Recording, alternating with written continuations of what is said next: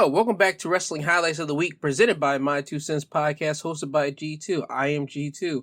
I am here to bring you the wrestling highlights from Monday Night Raw, Smackdown, NXT, Impact Wrestling, AEW Dynamite, and AEW Rampage. This is the following week of the conclusion for the draft. Monday Night Raw was the last day of the draft, and again, these draft picks do not go into final standardized until the day after the Saudi Arabia show, Crown Jewel, on October the 22nd. That is the day that the draft picks will all be finalized. Until then, all the draft picks, the shows that they were on previously before they were drafted, they are still on that show until October 22nd. And also, Friday Night Smackdown had the King of the Ring and also the Queen of the Ring, the beginning of those tournaments. So this week, I'll be talking to you about that. But before I get to it, let's start off with the show. Let's start with Monday Night Raw. Raw opened up with a Becky Lynch promo, and Becky Lynch announced that she has been drafted to Monday Night Raw, which wasn't formally announced yet, but later in the event, it was announced. She also mentions that she never technically lost the Raw Women's Championship. She mentioned how she had to give it up last year because she found out she was pregnant, so she couldn't technically wrestle and be pregnant at the same time, so one had to go, and you saw which one had to go. The Raw Women's Championship. She also mentions that she's technically never lost it, so she thinks that she's still a Raw Women's Champion at the moment. Becky also mentions that Charlotte hasn't been the same since Becky beat her at WrestleMania in 2019. But ever since Charlotte beat Becky the last time that Charlotte was able to beat her, Becky has been able to be on the highest of highs, meaning that when Charlotte beat Becky, the last time that Charlotte did do it, Becky turned that into motivation and went all the way to the top. While Charlotte, on the other hand, that lost at WrestleMania 35, she took that and went all the way to the bottom in Becky's eyes. As soon as she mentions this, Becky then says maybe it's time for her to be Becky 2 belts yet again. Then you get Charlotte Flair coming out. She said that Becky didn't make Charlotte famous. Charlotte made Becky famous. She mentions how Becky always looked up to her down in NXT and also up on the main roster, and that how Becky was basically a nobody until Charlotte got into her atmosphere or her orbit. Charlotte mentioned how she also has unfinished business with Becky, but then out comes Bianca Belair. Bianca mentions how she has unfinished business with both of them. Becky held onto her braid at the end of SmackDown last week, which made Bianca lose in her match against Sasha, and Charlotte Flair coming out after that match and big booting Bianca Belair in her face. This leads to a bickering contest between all three women, and this basically leads to Adam Pearce and Sonya Deville coming out and announcing that in the main event of Raw, it will be Bianca Belair versus Charlotte for the first time on Monday Night Raw, which in Adam Pearce's promo, he says their first time ever meeting, but I had to clarify that up on Twitter, and I kind of clarified it up on Google, and somebody put in the comments that they mentioned how they had to quickly say first time on Raw because obviously they didn't know that people would say that this isn't their first time meeting up because Bianca did go against Charlotte on NXT in 2020 last year. So, yeah. After this, now it's time for the first round draft picks. Raw gets Bobby Lashley and Becky Lynch, while SmackDown gets the Usos and Sasha Banks. After this, we get the United States Championship match. Jeff Hardy going against Damian Priest for the United States Championship. Damian Priest retains the championship by pinfall. This happens when Jeff Hardy hits the Swanton Bomb and pins Damian Priest, but Damian Priest kicks out at the count of 2, and Damian quickly counters that pin into another pin, and Damian Priest gets the win off of that. After the match, Damian Priest picks up Jeff Hardy. He hugs him, gives respect to each other. Damian leaves the ring. Jeff Hardy now has an in-ring promo. He mentions that he's been at the tops of the tops in WWE, and he's also been hit back to reality whenever he has been at the low of the lows. He mentions that he will be now going to SmackDown, so you might see a different version of Jeff Hardy, maybe even a different character, a different alter ego of Jeff Hardy. Then out comes Austin Theory, who on SmackDown was drafted over to Monday Night Raw because he's from NXT. Austin Theory comes down and he mentions how Jeff Hardy was a big inspiration for him to become a professional wrestler, and he can't believe that he's here meeting his idol and he wants a photo with Jeff Hardy. Jeff Hardy obliges, gives him the photo, and as soon as they take this selfie, Austin Theory attacks Jeff Hardy and lays him out.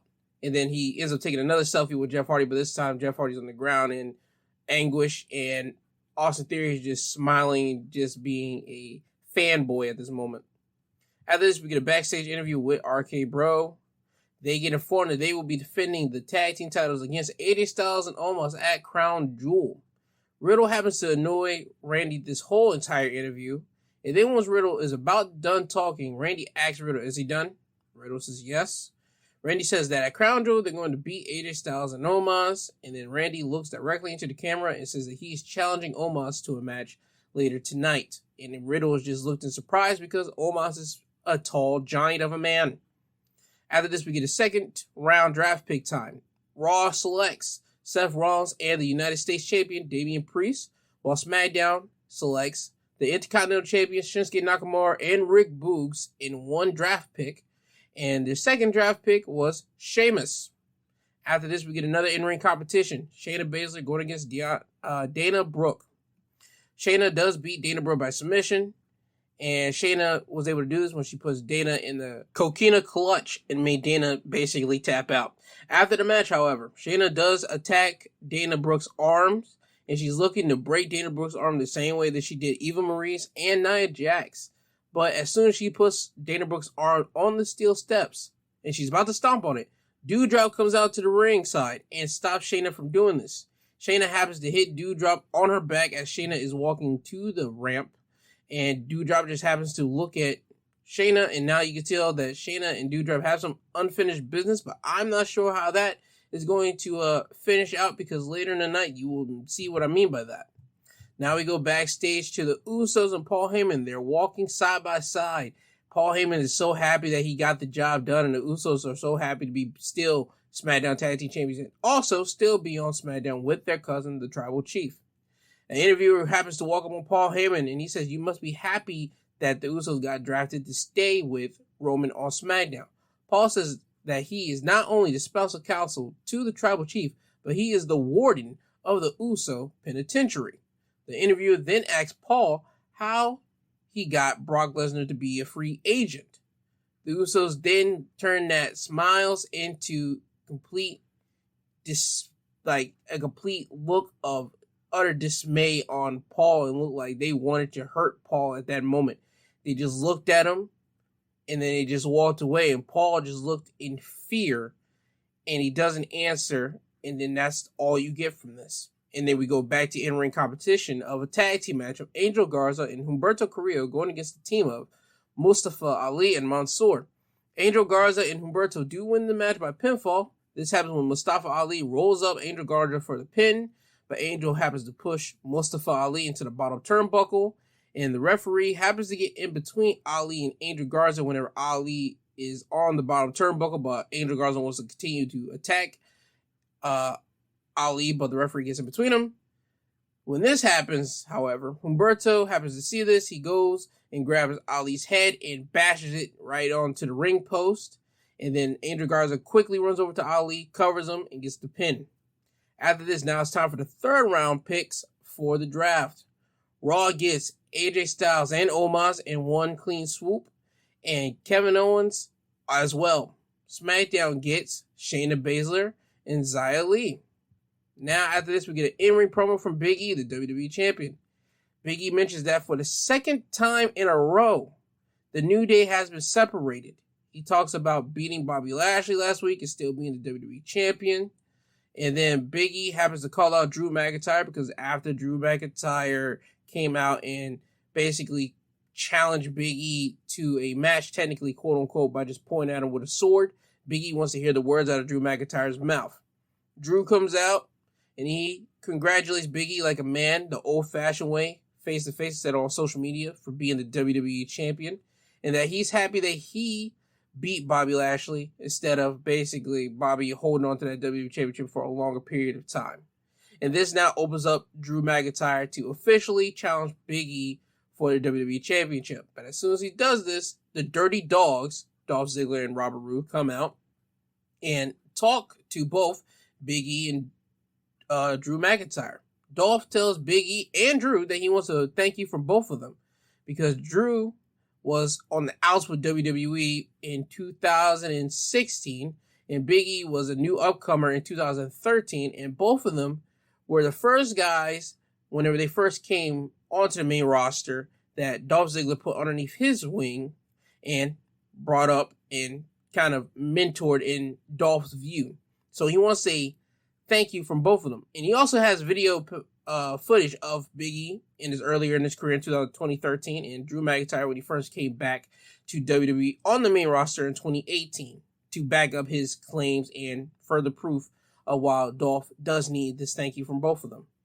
Ultimately, Big E and Drew do not apologize or do not show their gratitude towards Dolph. However, they do challenge the Dirty Dogs to a tag team match right now, and the Dirty Dogs do accept. So it was the Dirty Dogs go against Big E and Drew McIntyre. Big E and Drew do win this match by pinfall. This happens when Big E hits a big body block onto Dolph and then has him on the shoulder for the big ending. Drew happens to tag himself in, and before Big E can even hit the big ending, E drops Dolph so Drew can hit the Claymore kick and cover Dolph for the win. After the match, Robert Roode, tries to run into the ring and attack Big E, but gets hit with a big ending.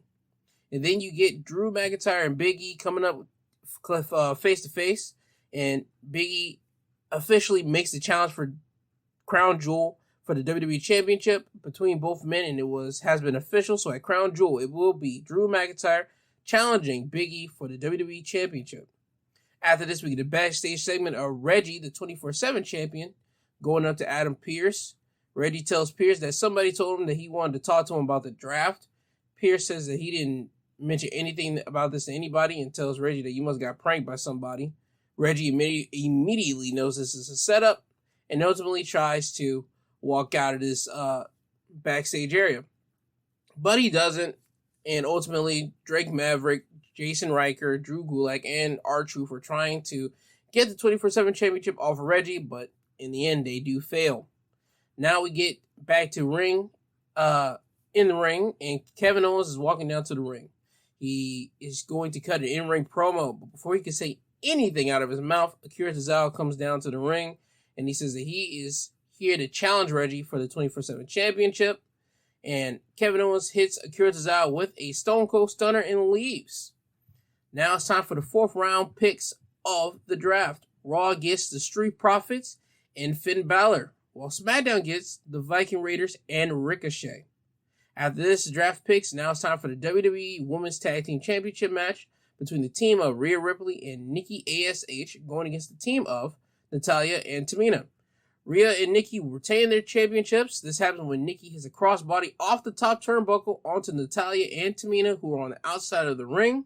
Rhea Ripley happens to grab up Tamina, throw her into the ring, and hit her with the Riptide, pin her, and hold up, before she does pin her though, Rhea puts Nikki on her shoulders and spikes Nikki on top of Tamina, then pins her to get the win. Now it's time for the 5th round draft picks of the night. Raw gets Karrion Kross and Alexa Bliss, while SmackDown gets Humberto Carrillo and Angel Garza in one swoop, and they keep Cesaro.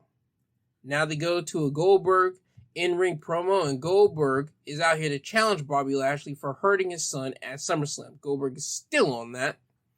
Lashley comes out and tells him that what he did to his son at SummerSlam was an accident. But Lashley says that he will give Goldberg his match at Crown Jewels, but he wants to make it a no-holds-barred match. Goldberg thanks Lashley for making this match and tells him that he's going to be leaving Lashley gasping for air. Lashley then gets on the mic to try to distract Goldberg long enough that Shelton Benjamin and Cedric Alexander attack Goldberg from behind. But the ambush quickly goes wrong when Goldberg was able to take control and beat down both of them and even hits a spear on Shelton Benjamin. Now we get a backstage interview with the newly drafted Seth Rollins. Seth Rollins has mentioned that he's happy to be back on Raw and he can't wait to party. The interviewer then asks Seth, what about? And before he can even say Edge's name, Seth stops him and says, hold on, what are you doing? I'm trying to have a party here. I'm trying to be in a happy celebration. Why are you trying to bring me down, man? He says, I will handle that business on SmackDown. But tonight, I'm going to party. So after this interview, we get the tag team match of The New Day going against The Hurt Business. Kofi Kingston and Xavier Woods going against Shelton Benjamin and Cedric Alexander. The New Day do win this match by pinfall. This happens when Xavier Woods walks the top rope and hits an elbow drop off of it onto Cedric Alexander, covers him for the win, and that's it. As soon as Xavier gets done pinning Cedric Alexander, he turns directly to the camera and starts yelling, "King me, king me, crown me, crown me." He's mentioning this because King of the Ring is starting up on SmackDown, and Xavier Woods has been mentioning that he wanted to be the King of the Ring for years, starting in 2015. He's mentioned that he wanted to be the King of the Ring if they ever do bring it back. So this is a good 6 years of him petitioning to be the King of the Ring, so he's going to petition some more, yelling into the camera just to say, "Crown me." And I respect the man. I got to respect the hustle. After the match, the Street Profits come out and they congratulate the New Day on winning their match and that the Street Profits are back on Monday Night Raw. After this, now it's time for Randy Orton and Riddle to come out, and Randy mentions that he hasn't heard anything from Omos all this night. Randy then questions if Omos is AJ's big old giant or is he AJ's female dog.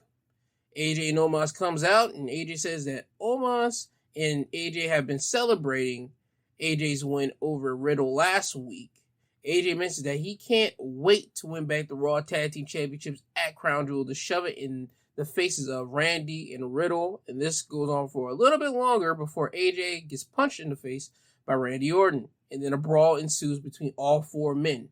But in the end, Randy does hit an RKO onto AJ Styles and leave AJ in the ring just rolling around.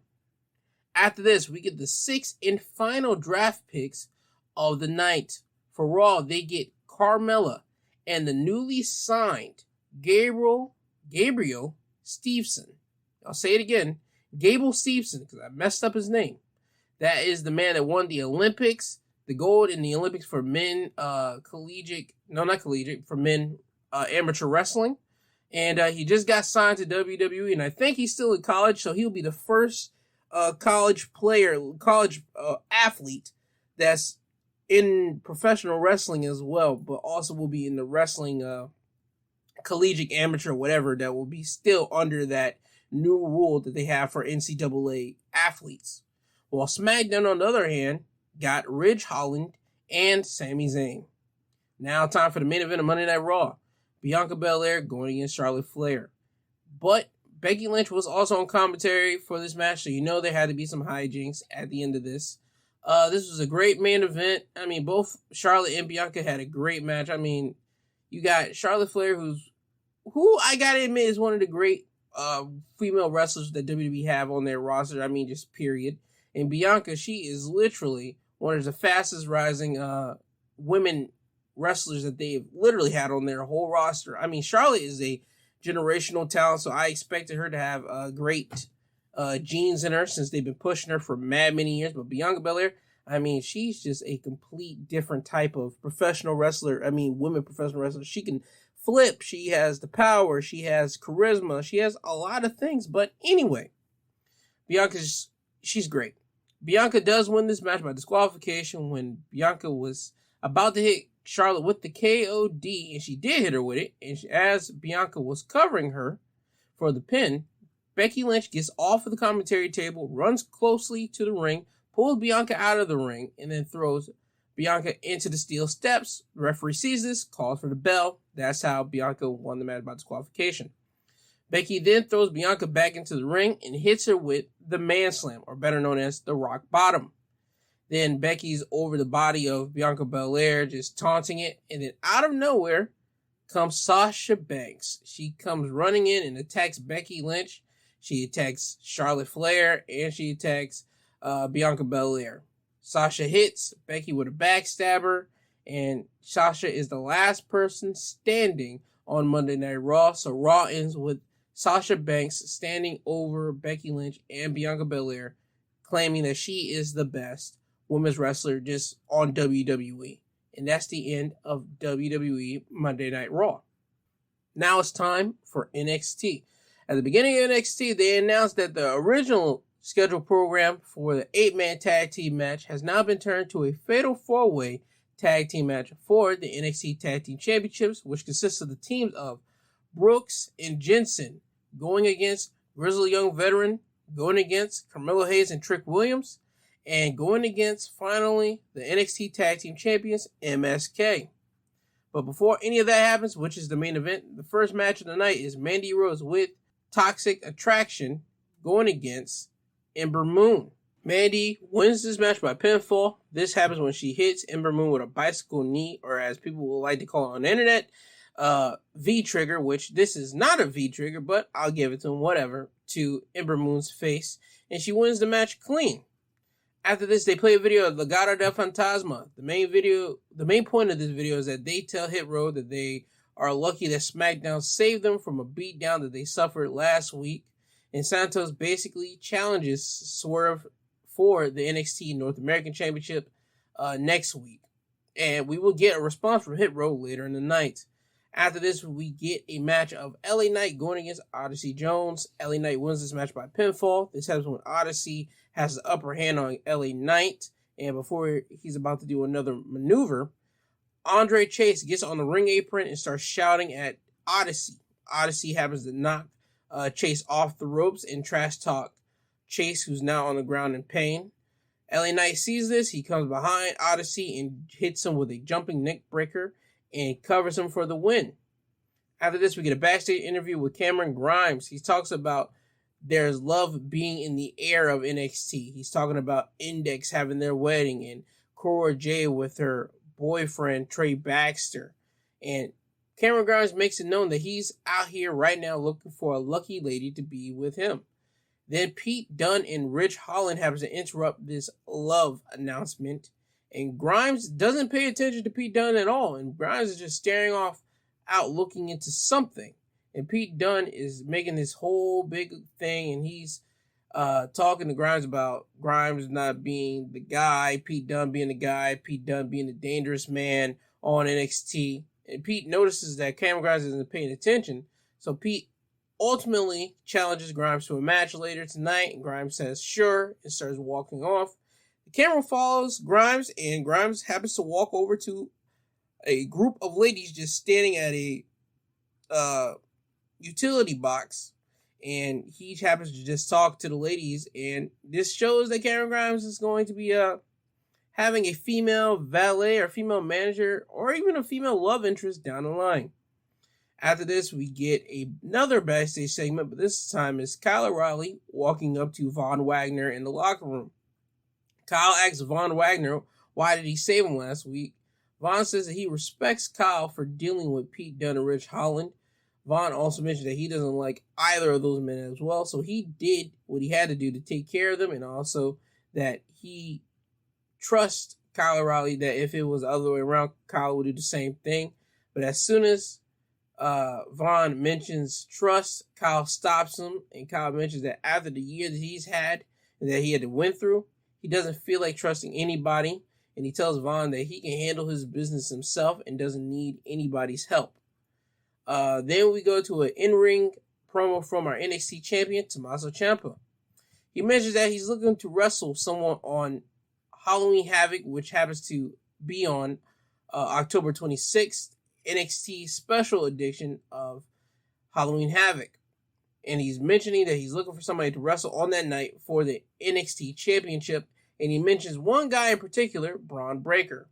Braun Breaker comes out and Braun announces that he wants a shot at the NXT Championship. And Tommaso basically obliges and accepts to it. So at Halloween Havoc, it will be Tommaso Ciampa going against Braun Breaker for the NXT Championship. And this is the fastest I've seen of a new, guy get a championship match or a championship opportunity, whatever you want to call it.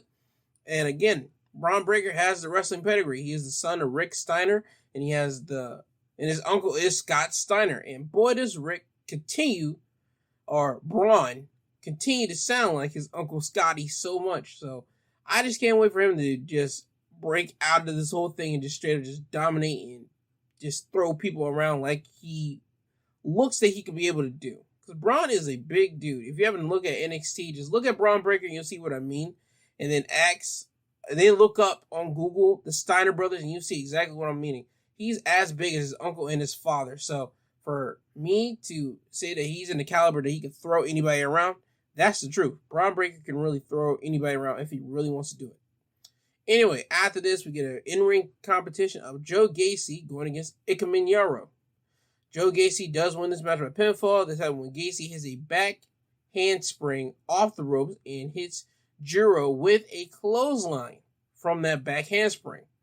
And covers him and gets the win. After the match, though, Gacy picks up Jiro and hugs him in the ring and leaves him there. This leaves Ikemen Jiro and everybody just astonished that Joe Gacy is here to look for peace, and he's trying to let everybody know that there's not needing for toxic energy around here, that this could be a safe space for everybody, that everybody can love each other, one another, without just being angry and just evil towards each other. As Joe Gacy was walking up to the back, he stops and he looks at the crowd, and then he he sees one guy standing, and he got a bald head and he got tattoos all on his arm. And this is a mysterious guy that just staring down Joe Gacy, and Joe Gacy's having to just stare him down, and Joe Gacy makes a smile on his face. And that mysterious guy with a bald head is NXT new signee Parker. I can't say my man's name, but his name is Parker. And he had the rumors of being the next big Brock Lesnar. So I can't wait to see it. I'm not going to hold him in that regard yet because Brock Lesnar is Brock Lesnar. There will never be another Brock Lesnar. But just to be put in that type of category with somebody like a Brock, the sky's the limit for this kid. So I'll be waiting to see what he does. Now it's time for Cora Jade's NXT in-ring debut. Is Cora Jade going against a unknown person? But that doesn't happen because the unknown person gets attacked by Frankie Monet. Frankie Monet attacks this unknown female wrestler, and Frankie Monet ends up taking her spot. So now it's Cora Jade going against Frankie Monet with Robert Stone in her corner.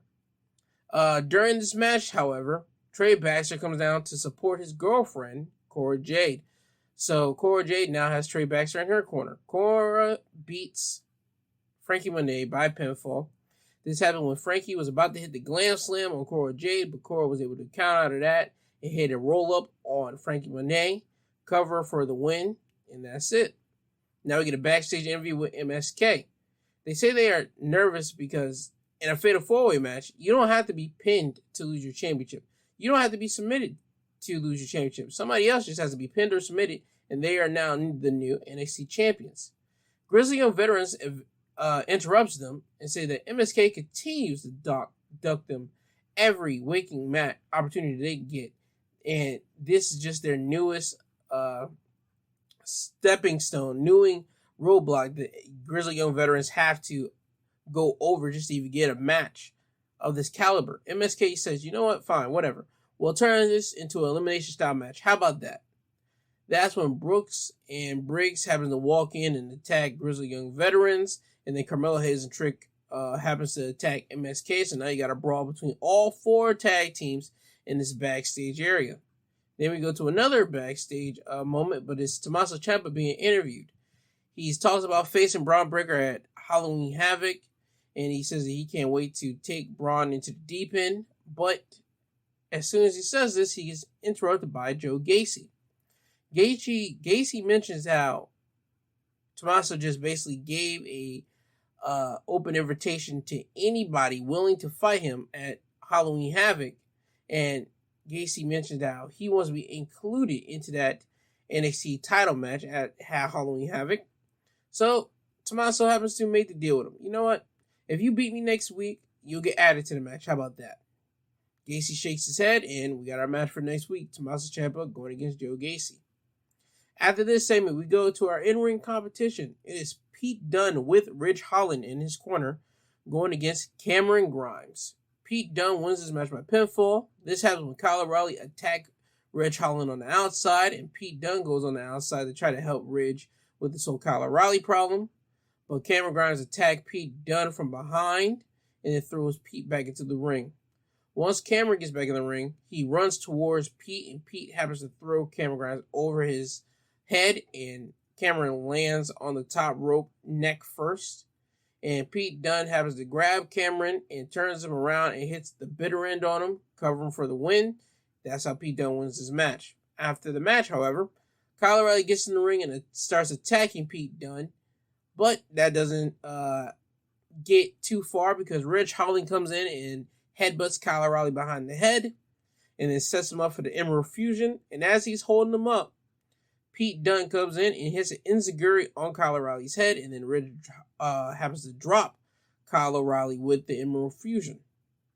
Now we get a backstage video from Hit Row. They mention how they're not running away from Legado del Fantasma. They're running directly to the money, which is SmackDown, meaning they're going to get paid much more than they would be on NXT.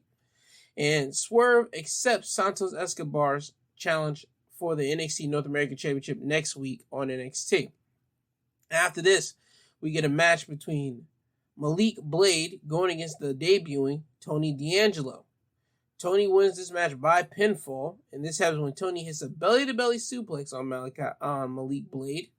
Then Tony follows that up with a Northern Lights suplex, floats it over, and then hits a spinning Fisherman suplex on Blade to get the win.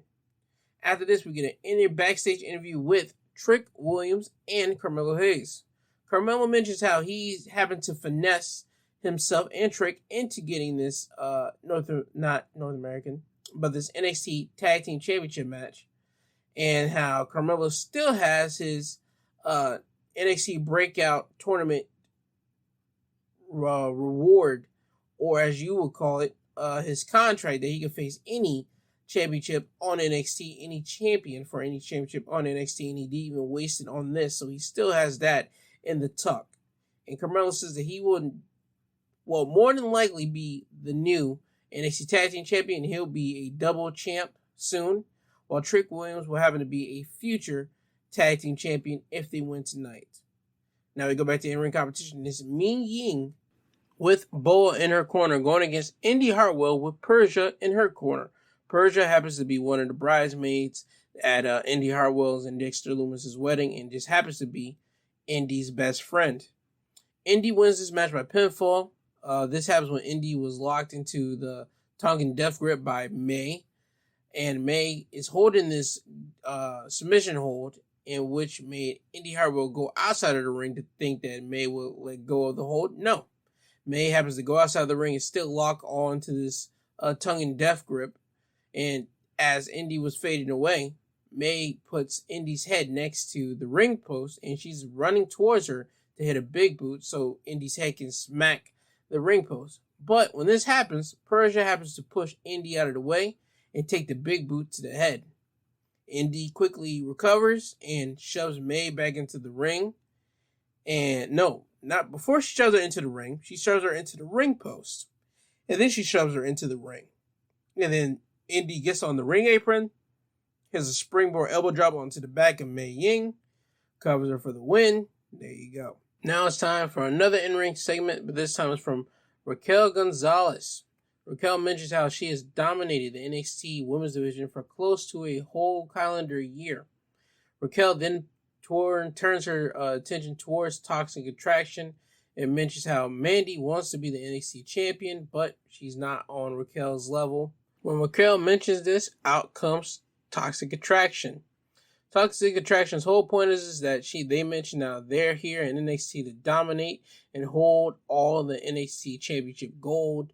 They go and surround the ring and circle the ring. They then get on the apron, and now they're looking at Raquel Gonzalez because Raquel knows what's about to happen. Toxic Attraction is about to come in there and ambush Raquel. But that doesn't happen because Zoe Starks and Io Shirai, who are the NXT Women Tag Team Champions, come in there to save Raquel Gonzalez before Toxic Attraction can come in and do any damage. After this, we get a backstage statement from Kyle O'Reilly, and he's icing his shoulder after what Pete Dunne and Ridge Holland did to him early in the night.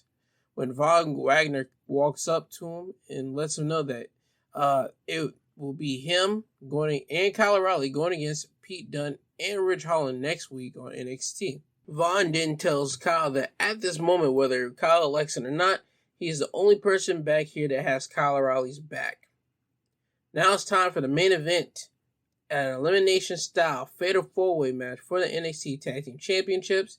It is MSK defending the championships against the teams of Grizzled Young Veterans, Brooks and Briggs, and Carmelo Hayes and Trick Williams. MSK do win this match and retain their NXT Tag Team Championships. This first happens when Carmelo Hayes and Trick were eliminated first by MSK. Then the Grizzled Young Veterans were eliminated by Brooks and Briggs.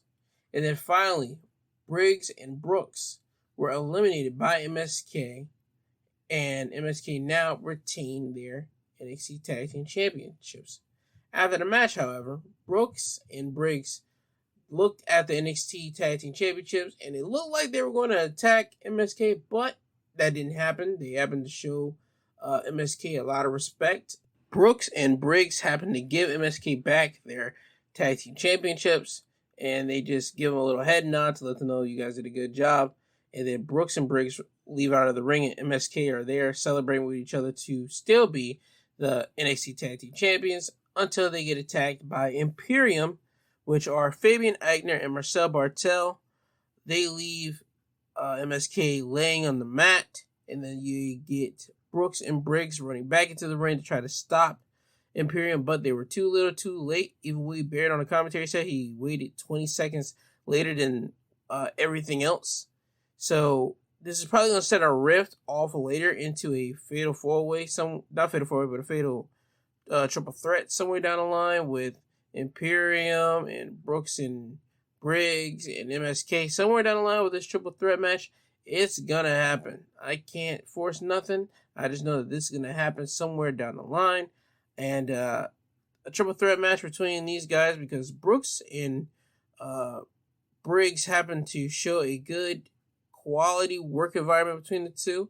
They're brawlers and they're brutes, but let's not get twisted. They do know how to get heavy if they got to get heavy. But in their appearances, you don't see that. And it's just going to be a complete different thing whenever MSK happens to go against Imperium and Brooks and Briggs. I have a feeling this one's going to be a good barn burner if they want to do that whenever they do want to do it. But that's beyond the point.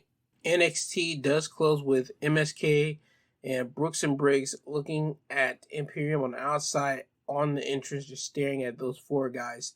And even at one point during that stare down of those four guys staring at the Migos, you had one eye locked in on your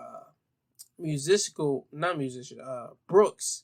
Briggs had his eyes looked out on Brooks just to make sure that Brooks wasn't going to attack either will it be one of the members of MSK. But hey, that's how NXT ends, with MSK and Brooks and Briggs looking at Imperium on the entrance ramp. And that's the end of NXT for this week.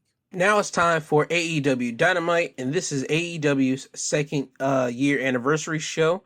This is their second year being in business with TNT and actually having Dynamite on their show. So they're celebrating it with their anniversary show. And to start it off, they start off with a huge 8-man tag team match. It is the team of Jurassic Express teaming up with the Impact World Champion Christian Cage and Bryan Danielson going against the Super Elite, which consists of the Young Bucks, Adam Cole, and AEW World Champion Kenny Omega.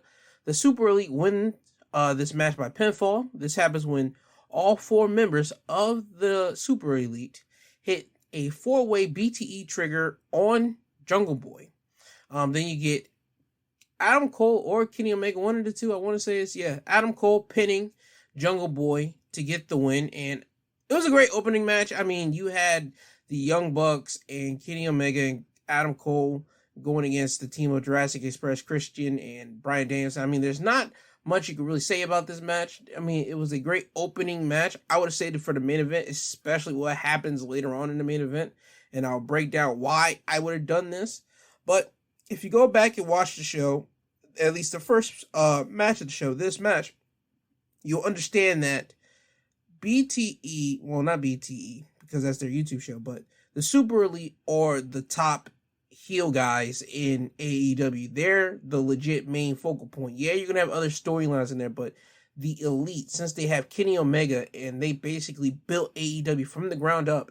They're going to be the top guy since for the past year and almost 2 years, literally almost 2 years. They've been building up other talent since AEW has been birthed. So now they're here, and now they're having their roosters come home to roast or roost or whatever that whole saying is. They're the guys now. They're here to still elevate other talent, but they're going to take the win, especially with this being their anniversary show. So, again, it was a great opening match. I would have saved it for the main event, especially what happens later on, but I'll break down into that when I get to it. After this, we get CM Punk's in-ring promo, and Punk is asking the fans of Philadelphia, are they tired of seeing him yet? Every time for the past couple of weeks, we've seen CM Punk come out and be on the microphone addressing the audience, and he asks the crowd of Philadelphia, are they tired? They say nope, and Punk says okay. Punk then talks about his history in Philadelphia. He was in Philadelphia in 2002, and he was there for 3 years until he basically got signed with WWE in 2005. Punk mentions that he's happy to be back. He's still enjoying being back in the wrestling community. And then he goes to him talking about business now. Punk then challenges Daniel Garcia to a match on AEW Rampage later this Friday night. So, I mean, it should be a good match. We shall see.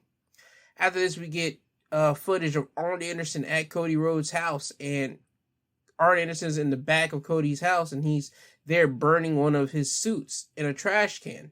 Cody sees this on his balcony. He asks Arn, what's he doing? And Arn tells him, man, you're actually paying attention now. And then Cody runs down, and then he tells Arn that he needs to stop this because that was a good suit. Arn then calls Cody soft. He's telling him that he's been going Hollywood, and that's the reason why Malachi Black was able to do this to him and his family, the Nightmare family. And Arn is basically trying to take the softness and the Hollywoodness off of Cody, instead of him always being Mr. Hollywood, Mr.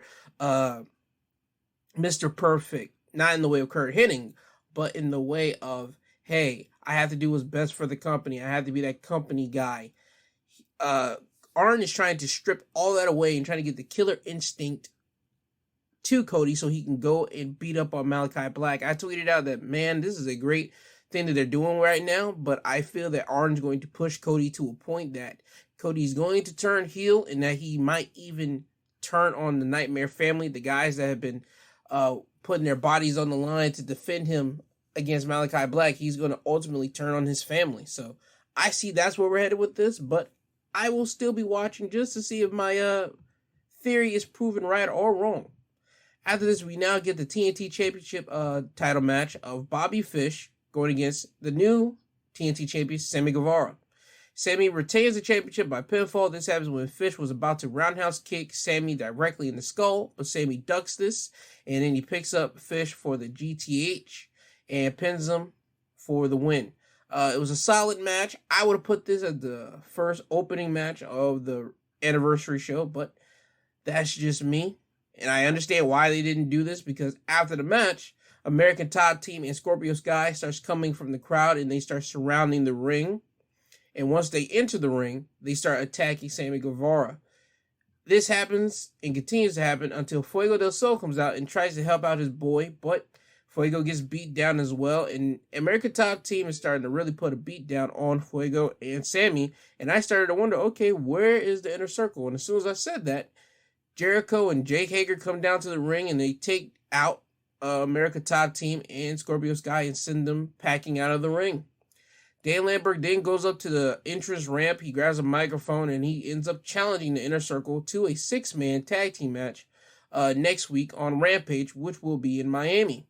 And that 6-man tag team match will be the Men of the Year and former UFC heavyweight champion Junior Dos Santos with Dan Lambert and Jorge Masvidal in their corner, going against Chris Jericho, Jake Hager, and the TNT champion Sammy Guevara. The only reason why Ethan Page wasn't here on this show was because his wife just gave birth to his son, and he wants to enjoy being a new father of a son. So who can blame him? And congratulations to Ethan Page for this. After this, we get a video package of the Acclaim backstage, and they're basically challenging the Lucha Brothers to a match on AEW Rampage for the not TNT, but the AEW Tag Team Championships, and that does get confirmed later in the night. After this, we go back to the ring, and now we have Tony Schiavone in there with referee Aubrey Edwards, and Aubrey's holding a black bag, but we can tell that is the shape of a championship belt. And Tony Schiavone has been informed by Tony Khan that they will be introducing a new championship when AEW does go over to TBS this upcoming January, and that it will be now known as the TBS Championship, but it'll be the TBS Women's Championship. It'll be under the women's division. So the women of AEW will have 2 championships to compete for. They will be competing for the AEW Women's Championship, and their secondary title for the women will be the AEW TBS Women's Championship. And the belt looks exactly like the TNT Championship, but it just has TBS font on it instead of TNT. And it has, instead of it being a red ribbon for the belt for the TNT Championship like the TNT one has, it's a blue ribbon that says champion on it. Like I said, you get the drift. TBS has the color blue and TNT is the color red. You get the drift. After this, they show a video of JR and Darby Allin having a sit-down interview earlier in the day. JR asks Darby about his face paint and the history behind it.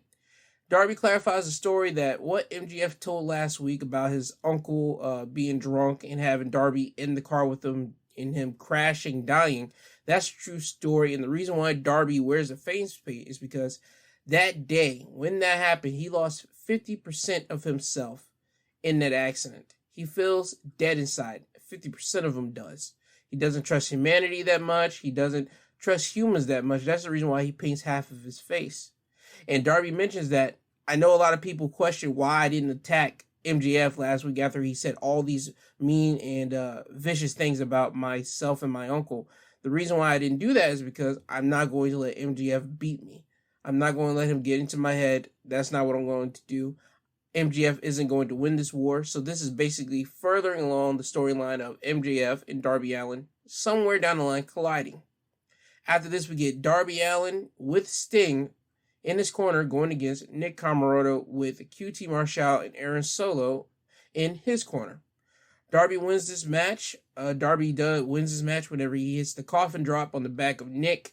And I mean, this was nothing to really talk about. You knew Darby was going to win because you haven't seen Nick Comoroto on television a lot. So Darby is a star. So, I mean, this was basically just, in my opinion, a throwaway match. However, after the match, QT Marshall does sneak into the ring and he turns Sting around and hits him with a diamond cutter. And QT thinks he's got the up on Sting, but what he doesn't realize is that Sting got up quickly after that diamond cutter. And he took that like a G, like that didn't hurt him at all. And he grabs QT Marshall from the back and he locks in the Scorpion Death Drop and drops QT Marshall. And you just have Sting celebrating with Darby Allin in the ring. We now go to a backstage promo from the Dark Order. And the main point of this promo is that they're now all in agreement that there is no leader of the Dark Order now. There will never be a leader, at least for right now, because they will now be taking things on as a family. They will be doing votings for everything that they do from now moving forward. So I can see them doing this, and then probably they'll get into like a deadlock middle, and they'll probably need one more person to break it, and then they will probably enter a new character joining the Dark Order. I still have my hopes on Bray Wyatt probably popping in on AEW from time to time. I have more faith in him showing up on Impact because Impact allows you to do a whole lot of more spooky and weird type of things than AEW do. But who knows, if the money's right for Bray and he's able to control his creative, at least some smidgen, and at least give a whole lot of creative input, I will see him going to AEW and probably doing something with the Dark Order just out of love and admiration for Brody that he had. So that's just my opinion on that. Anyway. After this, we go back to in-ring, and now we have Dante Martin in the ring, and he cuts a promo. This is the first time we actually get to hear Dante Martin like legitimately speak. He's more of a get out there and wrestle type guy. He talks about being a problem to everybody in the back, and says that he's willing to fight anybody that AEW brings up to him, because Dante Martin, since his brother's out with injury, has been a highlight of AEW. They really been putting like a spotlight on Dante Martin, and he really got the spotlight on him whenever he teamed up with the Sydal brothers to go against the Elite of Kenny Omega and the Young Bucks. I mean, a good couple months ago, and this really showed off what Dante Martin could do. Anyway, once Dante Martin says that he's willing to fight anybody that AEW brings towards him, the lights go out for a good 20 seconds, and then you see a spotlight pop right on Dante Martin, and right behind him is Malachi Black. Dante Martin freezes, and then he feels a presence right behind him. He slowly turns around, and Malachi Black sprays him in the face with black mist, and then he hits him with a spinning roundhouse kick. Dante Martin gets hit. He drops down on the mat. The lights go out. Give it another 10 seconds. The lights pop back on. Malachi Black standing in the ring by himself. He goes over to the outside of the ring, and he just grabs a microphone and says that the House of Black accepts. So apparently, we're going to get a Malachi Black going against a Dante Martin match somewhere down the line. I want to see that because Malachi Black, again, is a good professional wrestler, and he can also elevate new talent, and Dante Martin is definitely a new talent that I'm not going to say needs elevating, but you can see where they're headed with Dante Martin, wanting to really establish that he's going to be one of their new guys that they're going to try to really put a spotlight on. After this, we get another in-ring promo, but this time from the FTW champion, Ricky Starks. He puts over the FTW championship since they're in Philadelphia, and that's where ECW was from, and that's where Taz created the FTW championship in ECW. So the Philadelphia fans really got some nostalgia out of that. Ricky then mentions that he was willing to fight Brian Cage here tonight, but as usual, Brian Cage isn't here, and he said that he would even challenge Cage to a Philadelphia street fight. Cage music hits, Cage runs down to the ring, and he fights Starks. Starks is starting to get beat down so much that Powerhouse Hobbs and Hook has to pull Starks out of the ring, and we get informed later that on AEW Rampage, Ricky Starks will be defending the FTW Championship against Brian Cage in a Philadelphia street fight on AEW Rampage. So that will happen on this upcoming episode of AEW Rampage that you will hear from me later on in this program. After this, we get a match of Hikaru Shida going against Serena Deeb. And remember, if Shida wins this match, she will be the first female in AEW to win 50 wins. Now, this is almost the exact same thing this is the exact same thing that they did for Jungle Boy when Jungle Boy had his match with somebody, and Jungle Boy was the first man in AEW to have won 50 matches, and he did that, and he got his award. On this night, that didn't happen. Serena happens to beat Shida by submission, and this happens by Serena just going after the right knee of Shida this entire match, and Serena eventually locks in Tequila Sunrise, and before she fully locks in the move, she grabs Shida's knee and starts bashing it on the mat, and I mean, she just does this viciously, and then when she finally locks it in, she locks it in with a whole lot of viciousness and velocity onto it. Shida holds out a little bit, but she can't do no more. She happens to tap out. This was a good one-on-one female match. I mean, you got two solid in-ring workers, the caliber of Shida and the caliber of Serena Deeb. Again, I say it, and I'll constantly say it until I'm blue in the face. Give AEW a good couple more years. They will take over the women game for North America, and NXT will be falling right in behind the line of AEW. If they keep on having the women that they do have, like they have Ruby Soho, you have Thunder Rosa, you have Nyla Rose, who is big, but she still can do power moves, which you do need. You have Serena Deeb, you have Shida, you have Britt Baker, you have Jamie Hayter now on your roster. I mean, you have talented and capable women wrestlers on your roster, and you also are including the new TBS Championship, which will now be under the women's division banner. Yeah, give them another good 2 years. They'll take over the market in North America for women wrestling. Anyway, I'm sorry. After the match, however, Serena Deeb goes outside and grabs the trophy, the award that Shida would have got if she would have won this match. She goes inside the ring and she hits Shida right in the head and breaks the trophy. So Serena Deeb is now a villain. We now go to backstage, and we have Alex Marvez walking up to Darby Allin, and he informs Darby that he will be going against MJF next week on Dynamite because MJF did talk to Tony Khan and ask for it. Tony agrees to give MJF this, and Darby says, all right, cool. Darby starts walking away, and then a limo rolls up towards him. Darby knows who this is, and he starts taking off his jacket. He takes off his tank top, and he's ready for MJF to pop out of the limo. But before any of that happens, a masked man comes behind Darby and hits him with a steel chair. He then grabs the camera from the cameraman, and then you see 3 other masked men come around and start beating up on Darby. 2 of them grab Darby and lawn dart him right into rails in the backstage area. And then you see the big man out of the 3 grab Darby up on the shoulders and hit an F10. Then you see a guy in a mask coming out of the limo, dressed up in a suit, walking like MJF. And you can kind of tell this is MJF right here. And he takes Darby's skateboard and starts choking him out. And you hear from the commentary table, especially Tony Schiavone, saying that this is not the inner circle. Sorry. This is the Pinnacle, which is FTR, Shawn Spears, Wardlow, and MJF. They just got done attacking Darby Allin. They're going to say that they didn't do it, but we all know it was the Pinnacle.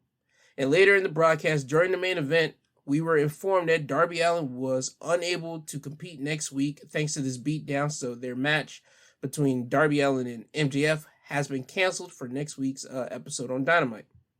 We then now get a backstage promo from Lio Rush. Lio Rush tells Dante Martin that he's a big fan, and he tells Dante that if he's going to challenge Malachi Black, he's going to need some advice from somebody like Leo. And Leo is basically here trying to mentor and guide Dante Martin to making big money. So Leo says that he will have his people get in contact with Dante Martin's people, and they'll have a chat. We now go to a backstage interview with Dr. Britt Baker, and she gets informed about the TNT Women's, the TBS Women's Championship. And she's happy that this championship is here because now all the women will be able to get off her back and stop being jealous of her, and they can go after another championship instead of hers. Even though Britt does make it crystal clear that she is still the number 1 woman in AEW, and that she is the number 1 woman because she has the AEW Women's Championship. Now it's time for the main event, which is the Casino Ladder Match. And the winner of this ladder match will get a future AEW World Championship title shot in the future. The participants in this match were Orange Cassidy, Pac, Jon Moxley, Matt Hardy, Andrade, Lance Archer, and a Joker's Wild. And what that means is it was a mystery opponent. Every 2 minutes in this match, a new competitor will come out. That's how this thing works. The first person that climbs up the ladder, grabs the poker chip on top, wins the match. And it started out with Pac and Orange Cassidy. Then 2 minutes later, it was Andrade. Then 2 minutes after that, it was Matt Hardy. Then 2 minutes after that, it was Lance Archer. And then 2 minutes after that, Jon Moxley. And then the final 2 minutes, the mystery competitor happens to be Adam Page. The crowd is excited. They erupt with cheers for Adam Page. The last time we saw Adam Page was whenever he got beat down by the Elite, which was Kenny Omega and the Young Bucks and the Good Brothers. And now we see Adam Page back here. And Adam Page wins this ladder match. It came down to Page and Moxley on the ladder. Page was able to push Moxley off the ladder, and Page was able to grab the poker chip to win the match and gets a future championship match, AEW World Championship match against the champion, which at right now, it seems to be Kenny Omega. It was a solid ladder match. I mean, you had the spots of Page going up on the ladder after Pac set the table up in the ring, set a ladder up in a way that he was going to splash onto Adam Page or Jon Moxley, one of the two. But Page got on the ladder. He was able to grab Pac and hit the Deadeye off the ladder into the table in the ring. I mean, it was a brutal looking maneuver, a brutal looking spot that they did right there. And you had in the match. You also had Orange Cassidy get put through a table by Matt Hardy after Matt Hardy hit a leg drop on Orange Cassidy through a table. You had Andrade get pushed off of a ladder into a bridge of ladders. Well, a ladder that was held up by chairs on the outside of the ring. And once he hit the ladder, you saw a big welt on his back immediately. I mean, they put their bodies on the line a lot when they're in the ring, even without a ladder or even without chairs or anything. But when they add those type of toys and weaponry in it, you can just tell that their bodies are going to be sore for the next couple of days. But in the end, Adam Page does win this match. And let me tell you the reason why I would have put the 8-man tag team match at the end. Specifically for this reason right here, Adam Page winning this ladder match. You would have had the anticipation and the hype of Adam Page. You know what was going to happen if they would have had an 8-man tag team match at the end. You would have had the Elite winning it. Sure, you do the exact same style, but then you would have had Adam Page walk out on the ramp and just stare down Kenny Omega. And I mean, just give him a nice, good stare down to let him know, hey, you're mine. I'm yours. You screwed me out of my last time I was the number one contender. You screwed me. Now, you can't screw me. There's no way you can get out of this. It's destiny. Me and you have to go against each other for that championship. I would have made it that way and had the fans really build up anticipation. They're going to do that next week on AEW Dynamite because that's exactly how AEW works. They pay off their story. But I just would have did that tonight, especially on the anniversary show. But that's just me. And that was your AEW Dynamite anniversary show recap. Now on to Impact Wrestling. Impact Wrestling starts off with a 6-man tag team match, the Bullet Club, which consists of Chris Bay, El Fantasmo, and Hikuleo, going against the team of Finn Juice and Chris Sabin. Bullet Club wins this match by pinfall. This happens when Chris Sabin has Chris Bay on his across his shoulders, looking to hit the cradle shock, but Hikuleo gets on the ring apron and he has a steel chair. The referee tries to tell Hikuleo to put the chair down. Hikuleo isn't doing this. When this happens, El Fantasmo gets in the ring and hits Chris Sabin right in the family jewels, and he drops Chris Bay off of his shoulders. Chris Bay is then able to hit the Art of Finesse on Chris Sabin, which is basically a off the ropes cutter onto Chris Sabin. Hit him with it, cover him for the win, and that's how Bullet Club wins the match. This was a solid 6-man tag team match from all men included. After this, we get a backstage interview with Josh Alexander. He talks about teaming up with Christian Cage in the main event tonight. He mentions how Christian Cage is a tag team legend, but there is an issue here. They have to wrestle each other at Bound for Glory. Josh mentioned how he has studied Christian for many years and knows what to expect from him. On the other hand, Christian doesn't know what to expect from Josh Alexander. So Josh says that Christian will have a front row seat of what he will have to deal with at Bound for Glory tonight in the main event. Now we go to an in-ring promo from Heath, who's come back from his injury that he suffered last year. Heath gets the welcome back treatment from the fans, and Heath mentions a welcome back to the fans as well because they haven't been in Impact for a good solid minute, and he hasn't seen them in a good solid minute, so he just says welcome back to them as well. He mentions how he's been sidelined for a year, how he got injured last year. I believe he pulled something in his groins, and that his wife and his kids have been nurturing him back to health. And in this time, Heath mentioned how Rhino was there for a month before he got ghosted by Rhino. He tried to text him, tried to call him, even tried to email him, but no response. So he then mentions how VBD, Violence by Design, was abusing him and manipulating Rhino all this time while he was out. And Heath just happens to call Rhino out because he just wants to talk to him and just wants to get his friend back. But instead of Rhino coming out, you have Violence by Design coming out. Eric Young, Diener, and Joe Doring. Eric tells Heath that the Rhino that Heath knows is gone, and Eric made Rhino better. And Eric is telling Heath that he needs to understand that Rhino belongs to him. Eric tells Heath that Heath needs to leave the ring or he's going to force Eric's hand. Heath doesn't leave the ring and he accepts Eric's challenge to this, and he starts punching Joe Doring in the face, and then he goes after Diener, and then he goes right back to Joe. And Heath looks like he has everything under control. He's beating up Violence by Design until the big man Joe Doring hits a clothesline on Heath, and now you got Diener getting the upper hand on Heath by attacking him on the ground, and then he starts choking him. Eric tells both Joe and Diener to hold up Heath, and they do so, and Eric starts punching Heath in the face and in the gut multiple times. And Heath is now dropped to his knees, and now Eric grabs their Violence by Design flagpole, and he breaks it on the back of Heath, and he lays their flag on the laid out body of Heath Slater. Well, Heath Slater in the ring. They call him Heath, but I like to call him Heath Slater. It was a whole lot trying to make sure I didn't call him Heath Slater. But anyway, we go backstage now with a backstage interview with Willie Mack and Rich Swann. Willie Mack talks about his triple threat match that he has with Rohit Raju and El Fantasma next week on Impact to see who's going to advance in this X Division Championship tournament. Ziggy Dice and Manny Lemons then interrupt Willie Mack. They tell him that they hope he has a better chance of winning that match next week than he did when he went against VSK and Brian Myers. Willie looks at Rich and he tells Manny and Ziggy that they know that he won that match, right? Rich then pops in and tells them that they think that they can beat Willie and Rich. Ziggy says yes. So Rich then goes and tells Ziggy that he's going to talk to Scott D'Amore and get that match booked for tonight, a tag team match. Ziggy and Manny then leave and try to find Brian Myers, and when he does, Brian is with VSK and Sam Beal. Ziggy tells Brian about their match that him and Manny are going to have later tonight with Rich and Willie Mack.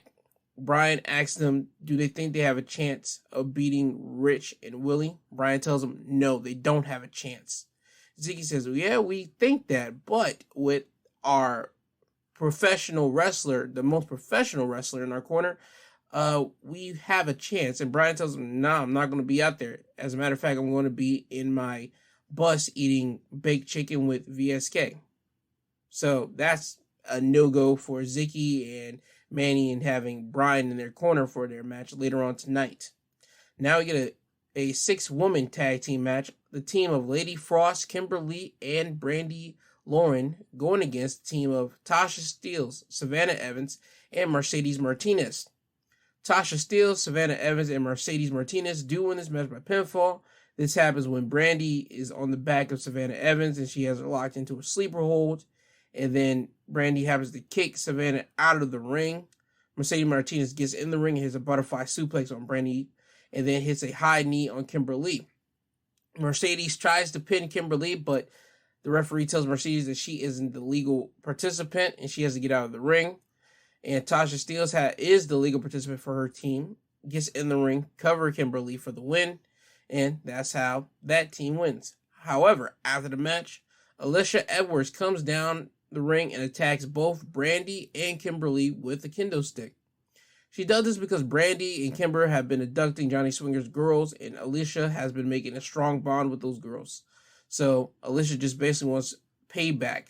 And while doing this, security comes down and picks up Alicia to bring her to the back. And once they do this, now we got a camera of security putting Alicia down, and Alicia's telling security not to touch her again or they will get hit with a kendo stick. Security backs away and now walks in Gail Kim. Alicia tells Gail that she wants Kimberly, and Gail obliges to that. She agrees that she will give Alicia Kimberly, but she adds in Jordan Grace and Savannah Evans, so it will be a fatal 4-way Monster Balls match at Knockdown in honor of Daphne, and Alicia is okay with this. We go to a backstage segment of Tennille Dashwood's show All About Me with herself and the rest of the members of the Influence, Madison Rain, and Kayla with a K. They talk about their upcoming match at Knockdown for the Knockouts Tag Team Championships, and then they introduce their guests, the Knockouts Tag Team Champions, Rosemary and Jessica Havoc. The main thing about this segment is that the Influence is being creeped out by Rosemary and Havoc, and they want them off the show. Rosemary tells them that they are now taking over control of the show, and they are now the new host. And that's when the Influence get up and leave. So the only thing you can basically say is that Rosemary and Havoc creeped out Tennille and the rest of her company. After this, we get another backstage promo, but this time it's from Moose and W. Morrissey. They take credit for putting out both Sami Callihan and Eddie Edwards into the hospital. They then introduce themselves into the Collier Shot Gauntlet. What I mean by that, they enter themselves into the Collier Shot Gauntlet at Bound for Glory. It's basically a gauntlet match, and the winner of this match gets a shot at any championship that they basically want in the company.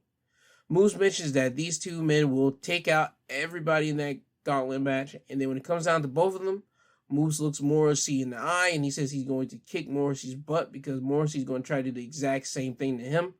Morrissey looks at Moose in the eye, and he tells him he's right. So now you got the two men, just two most dominant men in Impact right now, just letting people know and putting them on notice that, hey, you guys think you're going to win this? You're not. You're going to get chucked out by myself and Morrissey, and then it's going to be down to me and him. Winner is going to be me and him. It doesn't matter. After this, we get a triple threat match to see who's going to advance in the X Division Championship Tournament. The members of this match are Black Taurus, Steve Macklin, and Petey Williams. This was a better match than I expected. I mean, you got two big men in there that, if you want to really look at it, they shouldn't be in the X Division, but X Division is not about limits. It's about no limits, meaning that you can do whatever you want in there. You could be an overweight guy, you could be a muscle guy, you could be whatever. As long as you have good, entertaining matches for the X Division Championship, you could be in it. And Steve Macklin does win this match by pinfall to advance the tournament. This happens when Macklin has Petey across his shoulders, and he's looking for a move to hit, but before he can do anything, Black Taurus runs and hits Macklin with a spear. Petey happens to drop off of Macklin's shoulder, and he lands on his feet. Petey sees Taurus laid out. He grabs Taurus and hits him with the Canadian Destroyer.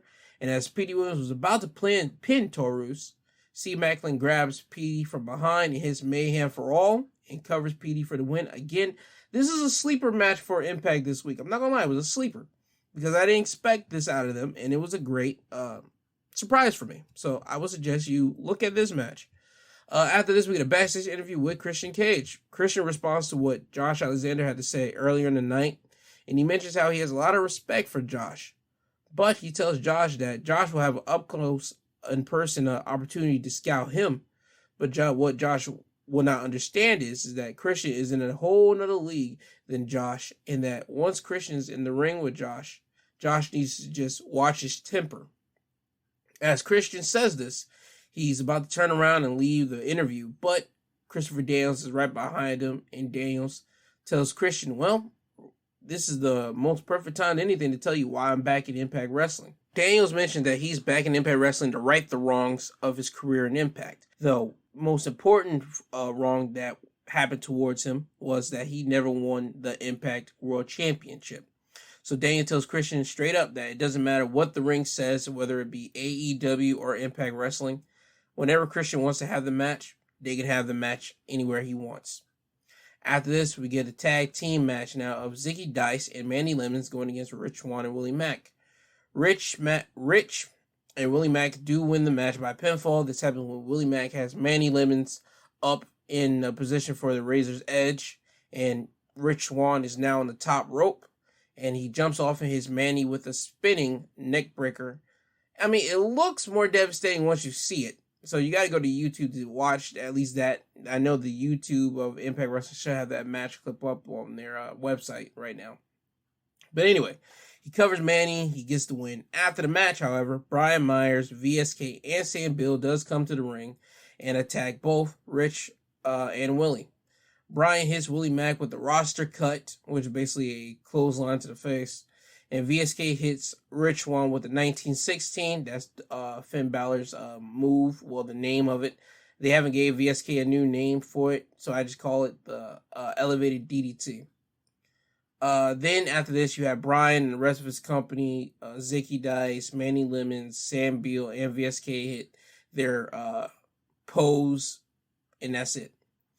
We go to a backstage now. You see Mickie James walking towards Scott D'Amore's office, where inside Scott's office, you see Scott reprimanding Deonna Purrazzo for what she did last week. What Deonna did last week, if you didn't pay attention, was Deonna went up to Mickie James' farm and attacked Mickie, and now you see Don just basically reprimanding Deonna Purrazzo.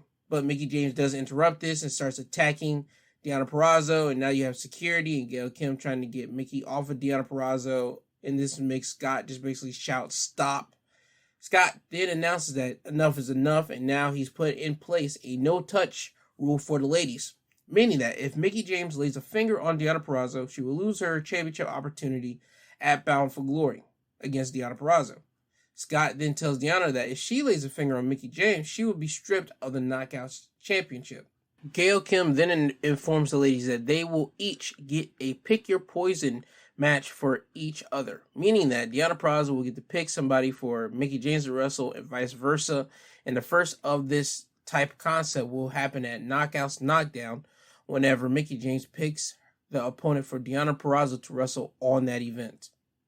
Now it's time for the main event of Impact Wrestling, which is a tag team match of Ace Austin and Madman Fulton going against the team of Josh Alexander and the Impact World Champion, Christian Cage. Josh Alexander and Christian win this match by pinfall. This happened when Josh has Madman Fulton up for German suplexes and hits one after another. And on the third one, Fulton is struggling trying to get out of the hold, and he ends up backing Josh into his corner. And Ace Austin tags the back of Fulton, which makes Ace Austin the legal man now. And now you get Fulton picking up Josh with a back suplex, and you have Ace Austin hitting an enziguri to add more damage onto this. So you have a back suplex mixed with enziguri that Josh Alexander just took. Fulton then pick up Josh Alexander again for a chokeslam position. He has him high up in the air as Ace Austin then goes up to the top rope. Christian sees this and he runs over to Ace Austin and pushes him off the top turnbuckle. Fulton then pushes Josh down and runs towards Christian Cage. Christian pulls Fulton out of the ring, over the ropes, and to the outside. Once Fulton's on his feet, Christian jumps off the apron and onto Fulton, who catches Christian in air. Fulton then grabs Fulton now has Christian in his hands, and he's about to run him into the steel steps. Christian gets out of it, and he just shoves Fulton into the steel steps, and Fulton hits the steel steps and rolls on top of the steel steps and hits the ground. After this, we get Josh Alexander and Ace Austin in the ring, and you have Josh locking in the ankle lock on Ace Austin. Austin is trying to get out of it. He's kicking Josh in the face. He won't let go, and he tries it again. Still won't let go. Then whenever Ace is actually finally to get out of this ankle lock, he gets to the top rope and tries to hit a Famouser off the top rope, but Josh moves out of the way. Josh then grabs Ace Austin from the back, and once this happened, Christian tags himself in without Josh Alexander knowing about this, and Josh was able to hit the Chaos Theory. Once he gets done hitting the Chaos Theory and Ace Austin's back on his feet, Christian gets up into the ring and goes behind Ace Austin and hits the kill switch, and before he does it, he even winks at Josh Alexander to say, see, this is what you should learn from a legend. He hits the kill switch on Ace and then covers him for the win. After the match, Christian shakes hands with Josh Alexander, and as he tries to walk away, Josh doesn't let go of the handshake and he pulls him in. Josh tells Christian that he had the match won, and Christian just happens to raise up the Impact World Championship and kind of pass Josh Alexander right on the shoulder. This is a way of Christian sunning Josh. I mean, Christian just gives these subtle sunning to Josh Alexander from time to time, and I mean, he's trying to prove that, yeah, I'm the elder statesman and you're the younger guy, but you got to remember, I'm still that guy. I'm the world champion. You will take lessons from me. Just learn under my learning tree. Haha, wink, wink, nudge, nudge there. But Josh Alexander is going to have to basically just beat Christian at his own game. He's going to have to be more douchey than a Christian if he's going to have to get in the head of Christian. But anyway, Impact Wrestling ends off with Christian and Josh Alexander just basically having a stare down with one another. And that's how we end Impact Wrestling. Now it's time for SmackDown. SmackDown opens up with a contract signing for the triple threat match at Crown Jewel for the SmackDown Women's Championship. Sasha Banks is standing on the commentary table while Becky Lynch has her own table set up at the entrance ramp, and Bianca Belair is the only wrestler in the ring with her own table and the contract literally in the middle of the table. Becky starts throwing out insults to both Sasha Banks and Bianca Belair. Then you get Sasha Banks throwing out insults to both Bianca and Becky Lynch. And then Bianca basically says that's enough. She challenged both Becky and Sasha to get in the ring, says both of them are cheap shop artists. and she wants them to come at her head up, and Sasha just attacks Bianca from behind while Bianca's distracted by Becky on the microphone. So as Sasha is beating down on Bianca Belair, Becky gets in the ring and starts beating on Bianca Belair. She pushes Sasha to the side and just starts beating down on Bianca. Then you get Sasha attacking Becky from behind. And then you get all three women now to start going against one another and just start battling and throwing hands with each other. But in the end, Bianca Belair was able to get both Sasha Banks and Becky Lynch on her shoulders for the KOD. But Sasha was able to get off of the shoulders and she was going to hit Bianca in the chest. But Bianca was able to kick Sasha in her stomach and then use Becky's legs and swing her towards Sasha, hit her in the head. And now you got Sasha laid out on the table. And Bianca Belair just happens to put Becky Lynch through Sasha and the table by hitting her with the KOD. So in the end, Bianca Belair was the last woman standing in this segment. After this, we go to a backstage promo from Rey Mysterio with his son Dominic right beside him. Rey Mysterio mentioned that he's so happy to be a part of this King of the Ring tournament, and he even imagines the possibility of becoming King Mysterio. Then you hear Rey's music hits, and he tells Dominic to let's go out to the ring, but Dominic tells Rey that he's going to be standing from the back watching this match, and he won't be out there with him. So Rey leaves out to go to the ring, and he has a worried look on his face, but he knows he has to press on and do this match. And the competitors for this King of the Ring tournament, by the way, are Rey Mysterio, Sami Zayn, Cesaro, Finn Balor, Ricochet, Xavier Woods, Kofi Kingston, and Jinder Mahal. Sami Zayn then walks up to Dominic Mysterio and tells Dominic that it was smart of him not to go out there with his father.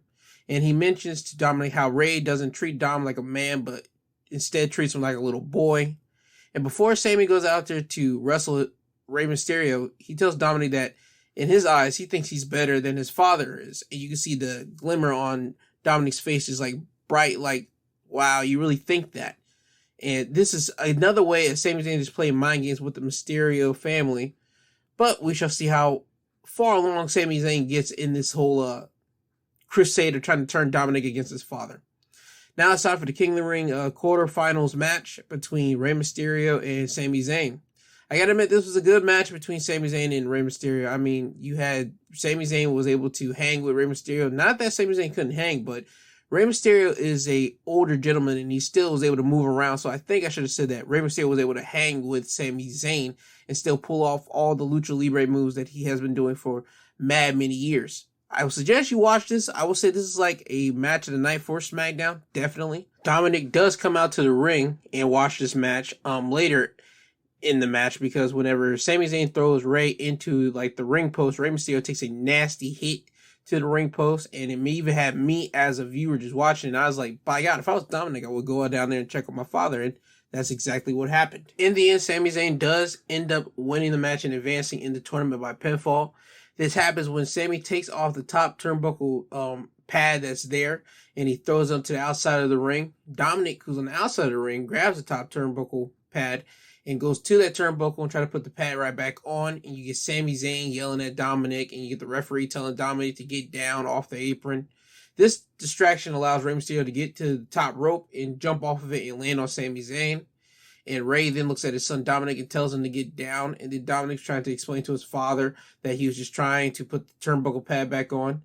But this allows Sami Zayn to push Rey into Dominic, and then Sami rolls up Rey Mysterio for the win. And Sami Zayn advances to the semifinals of the tournament. After this, they play a short video introducing the members of Hit Row. If you haven't been watching NXT, it is Ashanti the Adonis, Top Dollar, B-Fab, and their leader, Isaiah Swerve Scott. And at the end of the video, they say that they will be debuting soon on Smackdown. More or less probably 2 weeks after this whole thing. Because again, the day after Crown Jewel, October 22nd, that'll be the day that the draft, all of it takes precedent. And that means all the draft picks will be officially on their intended brands that they got drafted to. After this, we go to a backstage interview with Seth Rollins. Seth gets asked, does he think he crossed the line for invading Edge's house last week? Seth starts giving reasons for why he did what he did. He talks about how he beat Edge at Madison Square Garden, and he did it in a sanctioned match with a sanctioned maneuver, and how people have called not Edge, but Seth Rollins a monster ever since that. Seth talks about people playing double standards, and I thought Seth was going to play into the fact that Edge did this years ago whenever him and his girlfriend at the time, Leah, invaded John Cena's father's house and even slapped John Cena's father across the face. This was in 2006 era. But Seth didn't go that far. He just said, I like how people try to play double standards. And Seth talks about how he even called out Edge, and Edge didn't even answer his challenge. And still to this day, Edge still hasn't answered his challenge to see if he's willing to wrestle or even fight Seth Rollins. Seth then says that, you know what? You're not the person here that I need to be speaking with. I need to speak to somebody that actually has power that can make this happen. So he leaves the interview and he decides to go try to find Adam Pearce and Sonya Deville. Now we're about to have a match in the Queen Crown tournament. They should have just said Queen of the Ring because the Queen Crown sounds so stupid. It sounds way better. It sounds not that great. Queen of the Ring just sounds way better. You get the drift. But anyway, the participants in this tournament are Carmella, Liv Morgan, Selena Vega, Toni Storm, Natalya, Doudrop, Shayna Baszler, and Dana Brooke. Now, here's a question that I pondered and I asked on Twitter, and I didn't get a response to this. Why do we not have Charlotte Flair in the Queen Crown tournament? It's in the name, Queen. The only person that has been referencing herself as Queen for so long has been Charlotte Flair. And I understand that this tournament is supposed to get a woman that's not on the highest of high caliber into that upper echelon. You could have put Charlotte in this so she could be in the finals and then she lose to a lower ranked person, and then that would really escalate and really bring up that person's stock. But hey, if they do it for another year, like next year, I just gave you a free, and I mean a free tip of how to actually do that. Anyway, it's time for the Queen Crown Tournament quarterfinals, a whole mouthful, and it's between Toni Storm and Selena Vega. Selena advances in the tournament by pinfall. This happens when Toni has Selena in a gory bomb position, but Selena was able to counter that and hit a code red and get the win. I mean, this was a match that was straight and it was solid, but I mean, like, it wasn't an NXT match, so NXT women's match. So, I mean, it was still good for what it was. After this, we get the in-ring promo from The Bloodline with Paul Heyman by their side. Roman tells the audience how Paul had one job to do this week, and that was to make sure that the Usos would get drafted to Smackdown. And Roman mentions how Paul completed that, and he tells the crowd to acknowledge Paul Heyman. Roman then goes over to Paul and tells him that, you know, I love you. You know, my family loves you. You know, you're part of our family. You're the wise man to this family. And then Roman goes to tell Paul that, I want you to be wise at this moment and tell me the truth and admit you're the reason why Brock is a free agent. Paul then starts to look nervous, and Paul grabs the mic from Roman, and Paul tells Roman straight up, no matter what I say, Roman's going to think that I'm lying anyway. You're going to think that I'm lying to you and all this and all that. And Paul is trying to weasel his way out of even answering that. And Roman just stops Paul at that moment. He raises Paul's head up from the mat, because as Paul was saying this, his eyes were looking down on the mat. Roman just looks at Paul, brings his face up to him, and looks at him dead in his eye. So Paul can say all this crap, all this type of weasel stuff to Roman, and Roman can see if he's lying or not. Paul mentions straight up how it will be dumb of him to admit to Roman that he has been working with Brock all this time to only now unveil his master plan. Why not just wait until after Crown Jewel for me to unveil what I've been doing? It's stupid of me if I were to be working with him and we unveil our master plan now. And no, it wouldn't make sense. Wouldn't you think the smarter business sense would me be to be working with Brock, me literally tell him all our secret training programs, our secret training sessions to get you ready against Brock at Crown Jewel? Wouldn't you think that'd be a better move? See, you have me here because I'm the wise man, and I know you don't have dumb people around you, so it would be wrong of me to think that you hired a dumb person to be around you. Paul then finishes by saying that I am the wise man to the tribal chief, the universal champion, Roman. And before he can even say Reigns, Roman has his hand out for Paul to give him back the mic. Paul sees this. He gives Roman back the mic. And Roman says this verbatim to Paul Heyman. I don't want you to tell me. I want you to look into that camera and I want you to tell Brock. Roman then hands the microphone to Paul Heyman. And Paul, like the gracious man that he is, he does exactly what his tribal chief asks of him. And he looks directly to the camera. And he proceeds to say, Brock, I have to give you a ton of credit. You outsmarted the wise man on this one.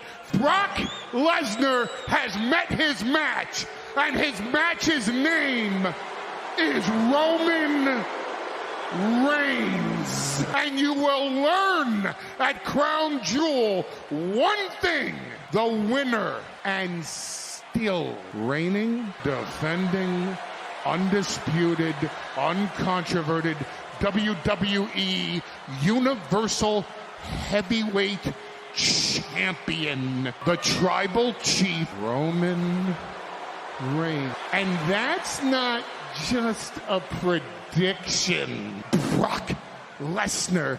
That is a spoiler, and you can believe that. After this, Paul then drops to his knees and gives Roman the Universal Championship. Roman takes the championship and hoists it over his head, and Roman just poses with it, as you see Paul on his knees with his hands up in a prayer, and he's just giving his thanks to his tribal chief, Roman Reigns. After this, we see Seth Rollins walk into Adam Pearce and Sonya Deville's office and ask him, is Edge going to be here tonight? Edge is supposed to be here, Adam says, but since you went to Edge's house last week, I don't know if that plan has changed. Seth says that, okay, well, here's the deal. Before tonight's over with, I'll be in the ring waiting for Edge if Edge happens to be coming tonight. And if Edge doesn't show up, it's not going to be good for you guys, okay? I'm not going to be held responsible for what I do. And before Seth even leaves Pierce and Deville's office, Seth tells them that, oh yeah, if you happen to see Edge before I do, can you give him this? Seth pulls out a portrait of Edge and Beth Phoenix, like on a bridge or something. And this is a photo that Seth took from Edge's house last week. And it just proves on that Seth really is a menace to society. Really, if we really gonna be honest about it. After this, we get another Queen Crown Tournament quarterfinal match. And it's between Carmella and Liv Morgan. Long story short, Carmella beats Liv Morgan by pinfall and advances into the tournament. She does this by hitting a super kick on Liv and covering her up for the win. Carmella is still wearing this bedazzled face mask that's real easy to tear off her face if you really want to tear it. It's not one of those plastic ones that NBA players wore, or even like the one that Sheamus has on his face. Nope, it was a real paper thin, like bedazzled out version of a face mask. But anyway, Carmella wins, she advances, so next week she will go against Selena Vega in the semifinals of the Queen Crown Tournament. After this, we get a backstage interview with Mace. Mace is asked about how does it feel to be competing as a singles competitor since his partner T-Bar didn't get drafted along with him. Mace mentioned that he doesn't see competition backstage. He just sees victims, and they will be annihilated. And that's what he says, and then he walks away. Now we go back to in-ring, and now we have a Happy Talk segment with Happy Corbin and his sidekick, Madcap Moss. But before Corbin can really get into it, because he was telling corny jokes, talking about how happy he is, and he had Madcap tell a corny joke. Kevin Owens comes down to the ring, and he just starts beating up on both Madcap and Corbin. He does this because Moss and Corbin both attacked him last week and then the week before that, and Kevin Owens is just basically trying to get out some revenge on both of these men. He was able to handle both of them by himself for a good solid minute or two until the numbers got too much and he got dropped and handled by both Corbin and Moss. Moss was able to hit a neck breaker on him and then lay Kevin Owens out in the ring, and then you had Corbin and Moss leave the ring, and that was the end of that. Then we go backstage again, and then we have Naomi now busting into the office of Adam Pearce and Sonya Deville. Naomi asks Sonya why wasn't she in the Queen Crown tournament, and Sonya says that Naomi, to be honest, wasn't worth it, and she's not worthy to be part of that tournament. Naomi then mentions to Sonya that she is a former 2-time SmackDown Women's Champion, and Naomi then says, screw this. She tells Adam that she wants to get traded to Raw because she doesn't want to be here on SmackDown, and even though Adam Pearce and Sonya Deville both run SmackDown and Raw, so she technically, if she would have went there, it wouldn't have been any different. Sonya says that isn't going to happen because she isn't done with Naomi here, and she tells Naomi that she will indeed have her match next week. Naomi says, okay, with who? Sonya looks at Naomi and says, with me. And then you see a smile across Naomi's face, and before she leaves the office, she whips her hair into Sonya Deville's face and says, okay, and then she leaves. After this, we get another King of the Ring quarterfinals match, and it's between Finn Balor and Cesaro. This was a solid match between these two men, even though they fought multiple times before. You can always expect a good match if you have Cesaro in it, and if you have Finn in it, you can also expect a good match. And if you have both of these men at the exact same time, you're expected to have a good, solid match, and that's exactly what it was. Finn Balor does advance in the tournament by pinfall when he hits the shotgun dropkick towards Cesaro and makes Cesaro hit the corners. Then he drops to his back, and then Finn Balor goes to the top turnbuckle and hits the coup de grace off of it and stomps on Cesaro's chest, pins him, and now Finn Balor has advanced. And next week, he will be going against Sami Zayn in the semifinals on SmackDown. After this, we now get Becky Lynch busting into Adam Pearce and Sonya Deville's office. And Becky complains about being the greatest woman in WWE and having already beaten both Bianca and Sasha Banks, and said they both haven't done anything to get them into a match like of this magnitude, and that Becky is always making women superstars and yada, yada, yada. Sonya has to tell Becky that we know you're great. You know you're great. The only thing you have to do is prove to the rest of the world how good you actually are and beat these two women at Crown Jewel. And Becky then decides to sign the contract. And after she gets done signing the contract, she decides to just throw the contract into Adam Pearce's nuts and leaves the office. Now it's time for the final segment of the night. Seth Rollins going down to the ring and calling out Edge. Seth calls out Edge to come out here, and Edge doesn't come out. Seth talks about saying that Edge can pick any place that he wants this match to happen and any type of stipulation that he wants, thinking that this will egg Edge to come out. Edge still doesn't come out. Seth then asks, okay, what happened to the Ultimate Opportunist? Then Seth mentions how, oh yeah, I stomped him out whenever we had our match at Madison Square Garden. And that ever since then, Edge has been a shell of his former self. Edge still doesn't come out and take the bait. So Seth then says, okay, I take this as an omission then, meaning that I am not Edge-like, and I am indeed better than you, Edge. And then Seth decides that he mentions how Edge is basically letting down his family and his fans. He then talks about Edge's kids, his daughters, not being able to look up to their father because his father is a coward. And then as he's saying this, you see a video of a truck pull into the arena. And then you see out of that black truck walk out Edge. And Edge is walking with a mission because you can see him have a direct, focused look on his face, and he's just walking directly towards the ring. They play Edge's music, and Edge walks out from the back. He walks onto the stage, and Seth sees him. And Edge is now walking towards the ring. Rollins runs out of the ring and goes to grab a chair. He ends up getting a chair, runs into the ring, and now you get Edge and Seth both sliding into the ring now. Seth gets up and he has a chair in hand. He thinks he has enough time to hit Edge before Edge can hit him, but he was wrong. Edge was able to hit a spear on Seth, and now you see Seth holding his gut, and he's rolling out of the ring now. Edge follows him, and Edge rushes Seth Rollins over the commentary table, and now you have Edge fighting Seth around the ring. Seth gets thrown into some steel steps. He gets choked by some commentary cable cords by Edge, and then Edge finally throws Seth back into the ring. Edge then goes over to the timekeeper's position. He grabs a steel chair from over there and breaks off a piece of metal off of that steel chair.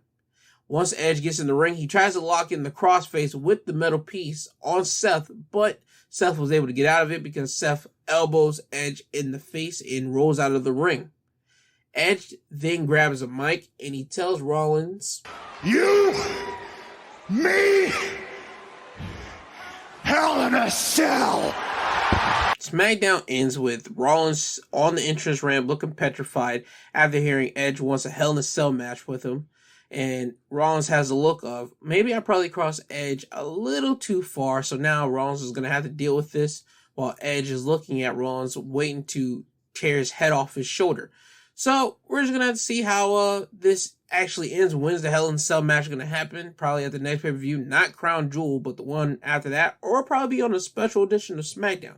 But who knows? We'll have to just wait for that. But SmackDown ends with Rollins looking petrified and Edge is looking to tear Rollins' head off the shoulder. Now it's time for AEW Rampage. Rampage opens up with an excellent match between CM Punk and Daniel Garcia with 2.0 in his corner. 2.0 does get in the match a little bit, but CM Punk was able to take them out. And CM Punk was able to win this match by submission. This happens when Punk hits a pile driver on Daniel Garcia and then locks in the Anaconda Vice on Garcia, which makes Garcia tap out. Again, this was an excellent match. Personally, if I'm going to be honest, I would say this is my match of the night, even though we have a tag team championship match later on to happen and a street fight for the FTW championship in the main event. For me personally, this is the match of the night on AEW Rampage. After this, we get a backstage interview with Lio Rush, Dante Martin, and Matt Sydal. Matt Sydal questions Lio Rush's motives. He calls him a junk bond salesman because Lio Rush is trying to sell Dante Martin all these dreams and wishes, but Matt just sees this not going well. Lio says that he and Dante have something real. They actually talk like that. But it seems to him that Matt is the one that has something to prove. So Lio makes Matt a proposal that he can get Matt a match with CM Punk next week on Rampage. Matt tells Lio that if he does this, he will show him that not only is he a bigger investment than money, he transcends money. He makes memories. Then it gets announced literally after this interview that Tony Khan has signed off for the match, and next week it will be Matt Sydal going against CM Punk. After this, now it's time for our AEW Tag Team Championship match between the Lucha Brothers, who are the champions, going against the challengers, the Acclaimed. The Lucha Brothers retain their championships by pinfall. This happens when Max Caster goes to the top turnbuckle to hit the mic drop, an elbow drop. But Penta sees this. He throws Max off the top turnbuckle, and this sets Phoenix up to hold and Anthony Bowens for Penta to go to the top rope and jump off and hit a drop kick into Bowens' butt. And Phoenix then tags Penta in, and now they hit an assisted Tiger Driver onto Bowens to retain their championship match. This was a straight tag team match. I mean, you don't lose no sight on this match. You can only see where they're headed with the trajectory of the Acclaimed. Acclaimed are still a little bit rusty in the ring like that. They got to work a lot. Not even a lot. They still got to work a little bit more on their tag team fluidity to make sure it becomes crisp like all the other rest of the tag teams. Private Party are crisp. Lucha Brothers get a little messy from time to time, but more or less they're crisp. The Young Bucks are crisp. Stu Grayson and Evil Uno are crisp. Not Alan Angels, but John Silver and Alex Reynolds, crisp. Butcher and the Blade, crisp. You have crisp tag teams. You just gotta need the Acclaim to just crisp it up and just get it a little bit fine-tuned a little bit more, and I guarantee you, they already got the charisma. The fans love the Acclaim, but just their in-ring work as a tag team, just get it a little bit more fine-tuned, and I guarantee you we have a top-notch tag team on our hands that will be winning the tag team championships rather sooner than later. After this, we get another match between Jade Cargill with her manager or her business associate, Smart Mark Sterling, going against Sky Blue. This is basically a squash match. There's no polite way to say it. Jade Cargill wins this match by pinfall. This happens when Jade catches Sky off of the ropes and hits her with Jaded, which is the move that they call the Glam Slam in AEW. And she pins her to stay undefeated. After this match, however, Jade continues to stomp on Sky until Thunder Rosa comes down with a chair to scare away Jade. And Jade she gets out of the ring and walks up the ramp. So this tells you that Thunder Rosa and Jade are going to have a match somewhere down the line between the two, one-on-one, not a triple threat like they had last week with Nyla Rose in it. No, just a simple one-on-one match. It's coming down there. It's going to come down the line, whether it be in the tournament for the TBS Women's Championship, who knows, but we're going to get a match between those two. And now it's time for the main event, the FTW Championship being defended in a Philadelphia street fight of the champion Ricky Starks going against Brian Cage. Ricky does win the FTW Championship by pinfall. This match was straight. I mean, you know what you're getting when you get in a street fight. You know you're going to have people using trash cans. You know you're going to have people using steel chairs. Sometimes people use chains. This one had people use chains. I mean, and also when you got a group dynamic, you know that members of that group are going to interfere just like Hook and Hobbs interfere later in the match. Anyway, Ricky does win the match by pinfall to retain the FTW Championship. This happens when Hobbs and Hook come down to the ring and try to attack Cage, but Cage was able to take out both of them. And this allowed Ricky Starks to hit Brian Cage with the FTW Championship and then with a spear. Ricky then pins Cage, but Cage kicks out at a 2. Ricky then runs towards Cage, who's next to a corner, and Cage moves out of the way, and Ricky hits the spear, but he hits the chair that is stuck in between the two turnbuckles in that corner that Ricky set up earlier in the match. Ricky then turns around and he gets hit with a spinning clothesline from Cage. Cage then pins Ricky Starks, and before the referee hits the 3, Hobbs comes in and breaks up the pin. Cage then fights Hobbs to a corner, and then Cage gets to the second turnbuckle and starts punching on Hobbs in that corner, and then Hook comes in and uppercuts Cage right in the balls, and then you get Ricky Starks grabbing Brian Cage in the Rochambeau position and hits him with it and wins the match. I mean, again, this was a solid street fight. I wish they would have used a little bit more weaponry like kendo sticks, because I'm used to seeing kendo sticks so much. But I understand that they didn't want to do it because swinging a kendo stick, you can accidentally hit somebody in the wrong place and that can mess them up a little bit. So I understand why. But again, this was a solid street fight. I mean, but for me, the match of the night for AEW Rampage was the first match, CM Punk going against Daniel Garcia. And Rampage does end with Team Taz celebrating on the stage while Brian Cage is watching it with anger in his eyes.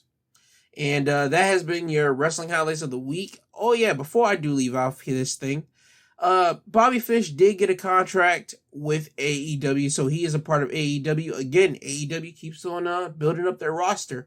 I can't wait to see, and I know this sounds crazy, and it sounds morally wrong, but just hear me out when I say this. AEW is going to have to make some roster cuts, if not this year, next year. And trust me, when those roster cuts hit, people are going to have a field day because people are going to say, oh my God, this person was underused and blah, blah, blah. That's how wrestling works. We do that a lot when WWE fires somebody because WWE at that time is still, even to this point, still have some high quality talent that we don't see them do a lot of things with. AEW, same thing. You got a whole lot of high quality talent. And certain people you're not really pushing like that. Certain people you got them on your Elevation and your Dark Elevation show on your YouTube channels, not on the main shows of Rampage or Dynamite. So whenever somebody is going to get released next year, people are going to start saying, oh my God, this person was underused. But AEW is still constantly building up their roster. So I will be on the lookout for people to get released in the next couple of months, if not months. At least give it another half of a year, and then you'll hear slowly but quietly that certain body has been released from AEW. And I want to get to one more thing. Tessa Blanchard has been popping up. Well, she didn't really pop up. She's back in professional wrestling in a capacity because Women of Wrestling, it was a wrestling promotion that showed up on television for Access Television, and now it's coming back again, and Tessa Blanchard has been shown off as one of the key wrestlers for that show, for that company. Same thing with their champion, the Beast.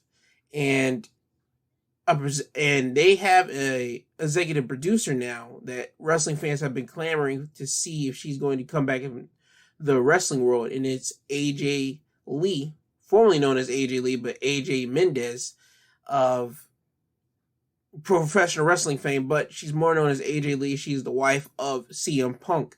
People have been wondering, is she going to get back in wrestling? And we don't know, this and that, blah, blah, blah. But it seems that she's executive producing this wrestling company, this show, if you want to call it. But either way, she's back in some capacity professional wrestling. Congratulations to her to be in there. And that is it for the wrestling highlights of the week. I just wanted to point out those two little things that I personally found interesting in professional wrestling that wasn't like highlighted in any of the wrestling, Raw, Smackdown, NXT, all that good jazz. Now, before I get you guys out of here, let me give you my social media links where you can find me at. On Twitter, you can find me at my2podcast. On Instagram, you can find me at my2centspodcastg2.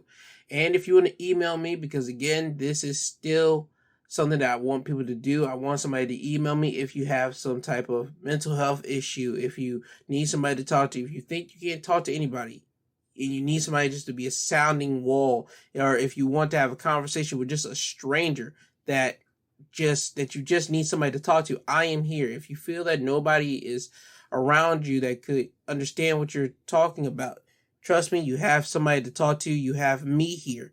My email is my2centspod@yahoo.com. Again, it's my2centspod@yahoo.com. It is not TWO or TOO. You actually put the number 2 in all these social media links.